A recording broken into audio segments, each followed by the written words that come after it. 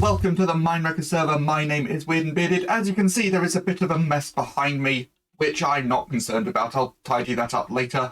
Also, we have a beacon and a hole. Because even though I said it would be a while before I worked on the base, I got myself all excited last time. Hey, it stopped.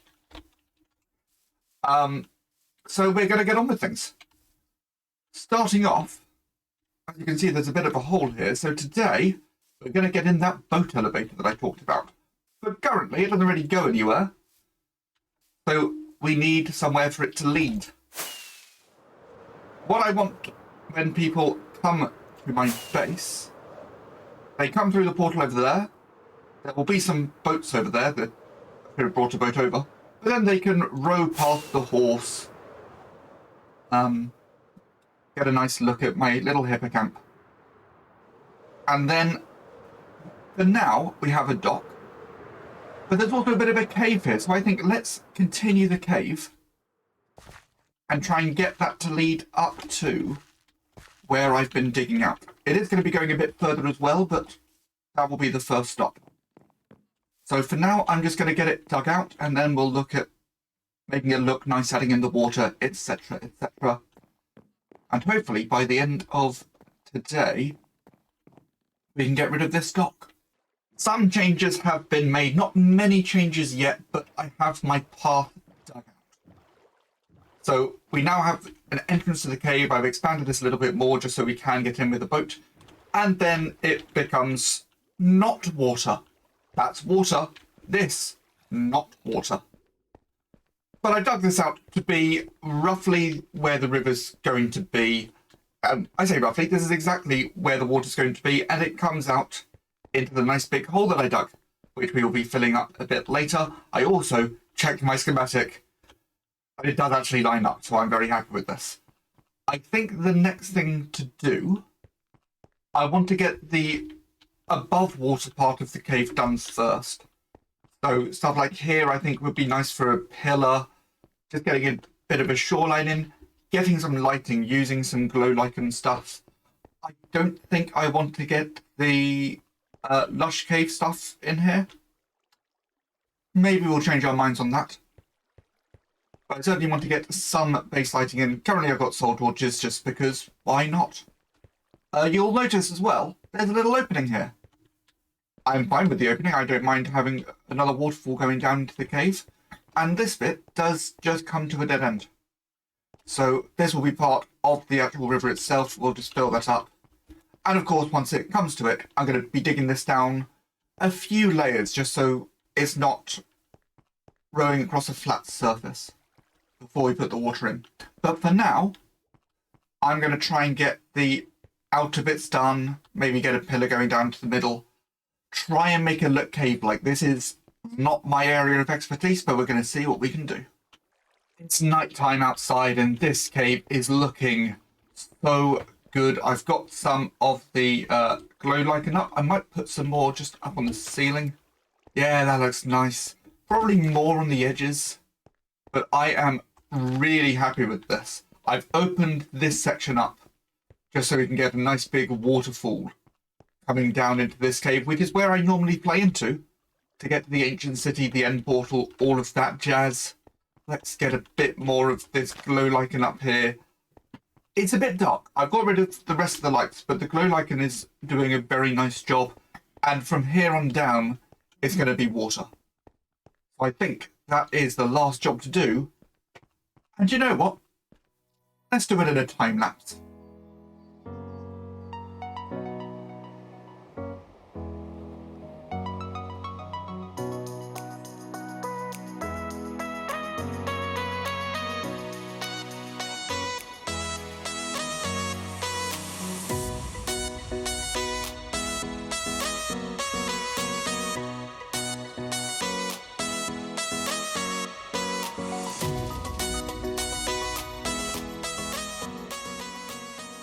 I think this looks so good.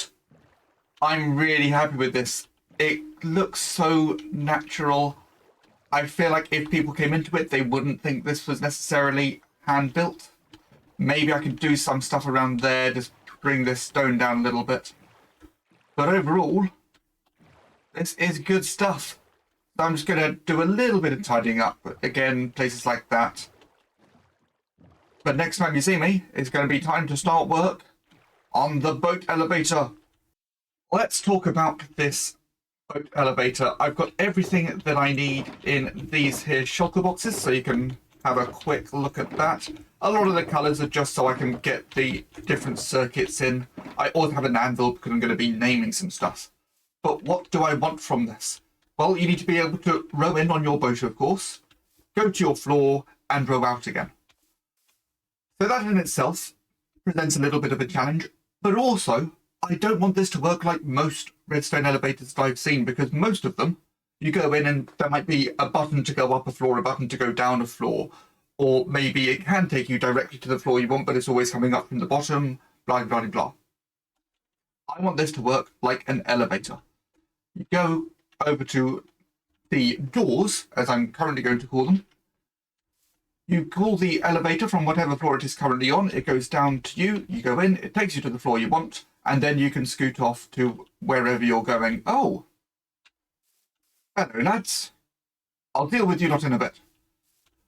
So, yeah. We're going to build that up. We'll initially do the bottom section. I'm not going to go into too much detail as to how this is going to work.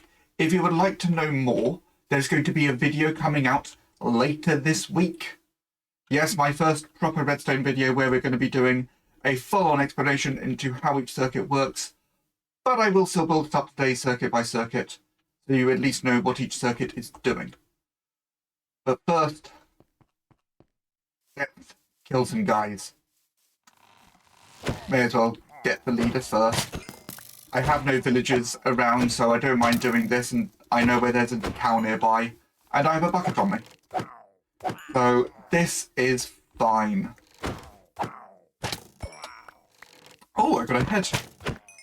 Right, I'm going to get this stuff cleared up, and then I think we'll start off by building the actual lift itself. Well, the lift bit is built, and as you can probably tell, this thing is just a block. There is nothing sticking off of it. It's also not hollow, so the inside is completely filled, and we've got slabs along the top. You may also notice the composters. They are both full and are very important for how this thing works, as they're going to be activating the brakes, which in turn will activate some of the other systems. But that's the first bit in place.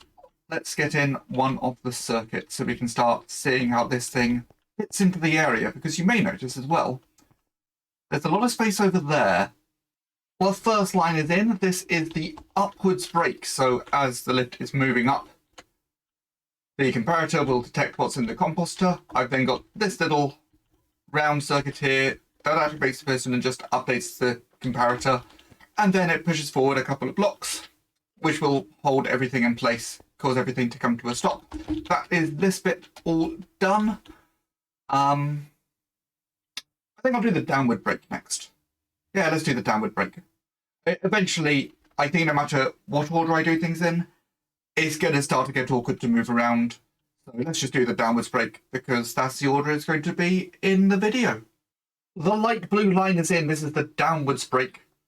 And it works very similar. So when the composter comes past, it will activate this system, which then afterwards needs to be deactivated. The line this time needs to go low.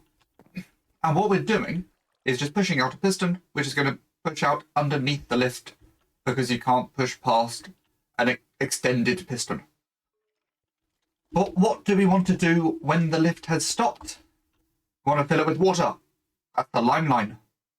Our lime line is in. It connects to the orange line. It connects to the light blue line, because of course we want the lime line to activate when it stops. So we need to do it off of the brake lines. What that does, it takes a signal up to the top. Let's climb our way up. And then it just activates these pistons twice. Once to spit out some water buckets from these dispensers to fill this thing with water, and then to bring them back. Of course, it will only put water along the sides.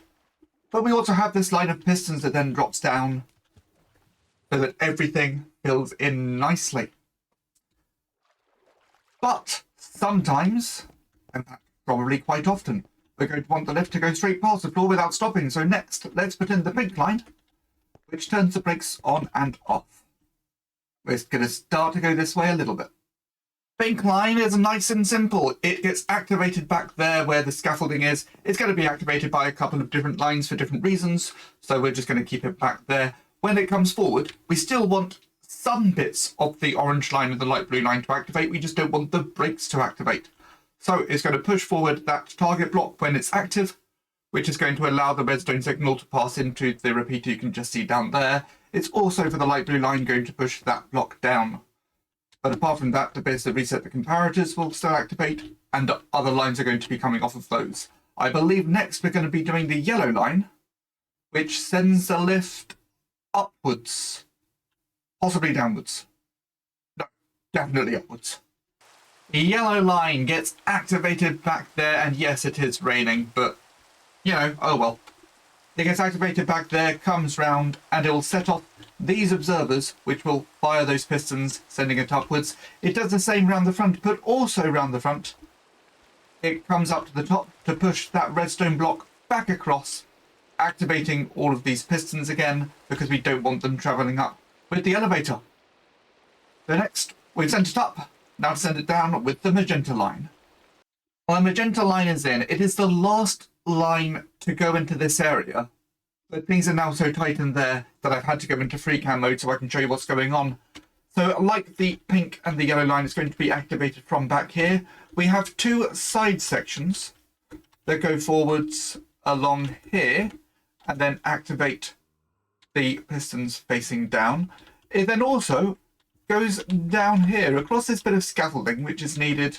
Not so much down here. Down here we could have used regular blocks, but further up we need the scaffolding just so it doesn't interact with the flying machine at all. And that goes up, and it also pushes that redstone block across. I cannot remember what coloured line is next. I think it's cyan. But also you may notice there's a hopper here, because we are about to take our input line, which comes from this barrel. So I'm going to get that in place, and we'll get the cyan line in. Or in a different colour. Who knows? We'll find out. I was right, it was the cyan line, but what does the cyan line do? If the elevator is already on a different floor, the cyan line brings it to you. So, you put the piece of paper with the floor number in it, it gets stopped here, picked up, and it sends a signal up and down to get the elevator from wherever it is down to you. It will also activate the pink line, because that is our brake activation. So then the brakes will be ready to stop the floor, and then the piece of paper can continue. But what if you're on the floor that the elevator is already on, and we don't need to do this? Well, that's where the brown line comes into things.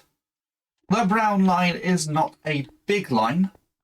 All it does is using the two brakes, because obviously whenever the lift passes by a floor, it will activate each brake, and when it stops, it only activates one. So I can use that to tell if the elevator is on this floor or not. That sets the brown line off, which simply locks or unlocks this hopper, so that an item can completely bypass the cyan line and continue on to these two droppers. But what do these two droppers do? First of all, they're going to go into a purple line, just to tell the lift if it's going up or it's going down. Here is a quick explanation of what the purple line does. So the piece of named paper is going to end up in these droppers, and it's going to be put, hopefully, into this minecart with hopper, or hopefully not if you intend to go down, because if it can't go in, it activates that purple line, which sends the lift downwards. If it can go into the minecart hopper, it will come out here and activate this purple line, which will send it upwards.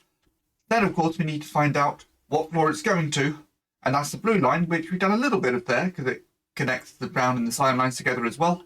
But that's going to tell us what floor we're off to. So let's get that bit in, and then there is one more line, and then a time lapse of this all going together. So if the item comes out this side and is going up, then we put it into a little spiral of bubble vators going upwards. If it comes out the other side, so it's going down to a floor below, it goes into a spiral system of drop shafts.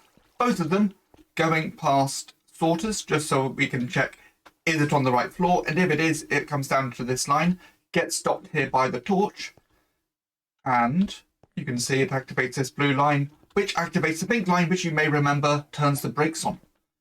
And then, once the brakes get activated, this is where the blue line connected to the cyan line earlier, that comes back, spirals down there, turns this torch off so that the item can continue to where? Into the red line. One last line to do, and that is the reset line. That is going to send the piece of paper back to the relevant barrel.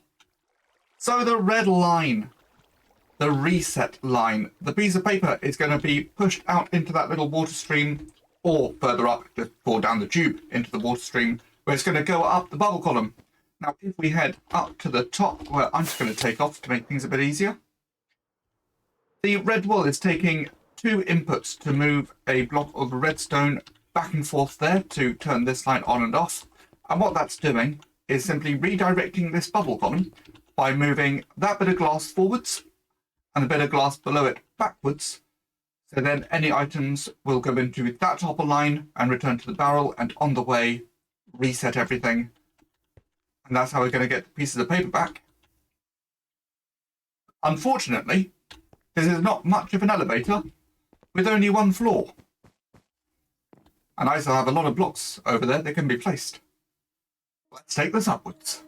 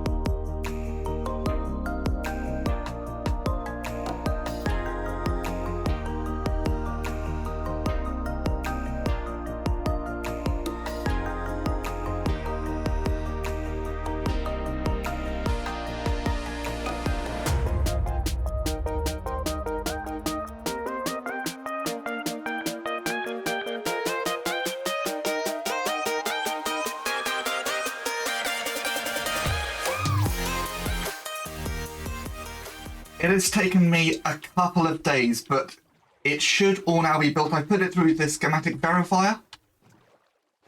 There were a few mistakes, but those have now been fixed. It's now telling me everything should be right except for 1 floor, which was completely wrong on the schematic. So I'm just keeping my fingers crossed on that one. But we're doing the full test. I've been rowing from my villager island because I want to get the full experience. I'm also going into the wrong cave. I mean, I could get there from that cave, but this is a bit of a smoother entrance. I'm still very happy with this build, even coming back to it a few days later with fresh eyes. I'm happy with this, so let's try this out. We are currently on the cave floor. The other floors are not named. Let's go up to floor 3. So we put the piece of paper in, we row into the lift, and hopefully, after not too long... Oh, this is the first test. I am very nervous. Obviously, I have tested this in my redstone testing world. The fact that we're not moving anywhere yet makes me a little nervous. But I may just be misremembering how long this takes. Good, we're moving. And you saw those pistons went up first. That's going to stop the water going over the edge. That's the first floor.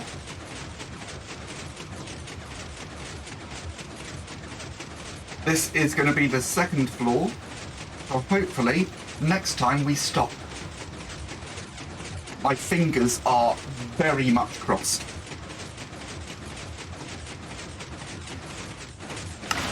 And the water fills out. Fantastic. I am very happy with that. I'll give it a little moment for the piece of paper to go down. In fact, let's pick up the boat.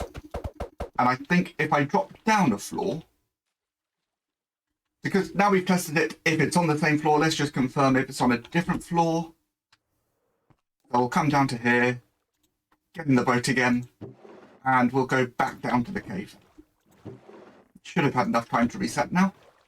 So obviously, initially nothing happens because the lift's got to come down to us, which it should be doing.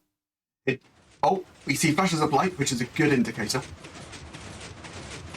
And I can see the entire lift is descending, which is even better. Hopefully it stops. Wonderful. We can now row in, and then, again, hopefully after not too long, we start descending. Yes! I am so happy that this works. Oh, it's always nerve-wracking talking one of these things for the first time on a server, especially because sometimes you get a bit of server lag, which could throw things off, but this seems to be fine. There's a bit of a graphical glitch. It does look like this side is lowering first. But as you can see, that is all working. We sail off into the cave, and that is everything I have time for in today's episode. Let's try and row backwards. If you like this, please leave a like. Do remember there's going to be another video coming out later this week where I do the full redstone breakdown for that thing. And in the meantime, thank you all for watching. As I said, leave a like if you like the video. Subscribe if you haven't already. My name is Weird and Bearded. That is a boat elevator. This is my giant statue. And I'll see you all next time. I'm very happy.